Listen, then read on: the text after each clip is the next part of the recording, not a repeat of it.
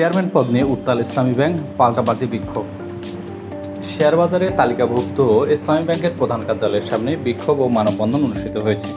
বর্তমান চেয়ারম্যানকে সরিয়ে স্বতন্ত্র পরিচালক অধ্যাপক জুবাইদুর রহমানকে চেয়ারম্যান করার আলোচনার মধ্যে এই কর্মসূচিতে বহিরাগতরা অংশ নেয় বলে জানা গেছে।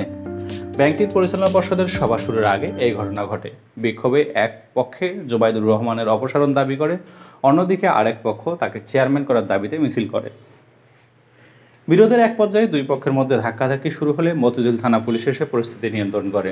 পুলিশের অনুরোধে উভয় পক্ষেই সরে গেলে বেলা 2:30টায় ব্যাংকের পরিচালনা পর্ষদের সভা অনুষ্ঠিত হয়।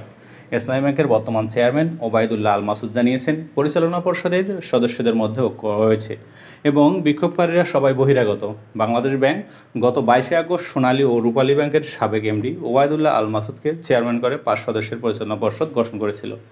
ইসলামী ব্যাংকের এক কর্মকর্তা জানান, গত 5 মে ঢাকা বিশ্ববিদ্যালয়ের ফিন্যান্স বিভাগের অধ্যাপক জুবাইদুর রহমানকে পরিচালক নিয়োগের ব্যাপারে এবং অনিয়মের সম্পৃক্ততা অনেকের বিরুদ্ধে ব্যবস্থা নেওয়া শুরু হয়। এ কারণে একটি পক্ষ তার বিরুদ্ধে অবস্থান নিয়েছে বলে ধারণা করা হচ্ছে।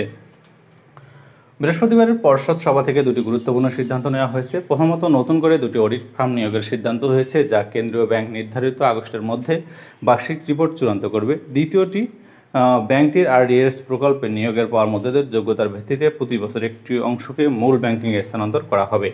এই নিয়মটি একসময় প্রচলিত থাকলেও 2017 সালে এস আলম গ্রুপ অধিগ্রহণের পর তা বন্ধ হয়ে গিয়েছিল।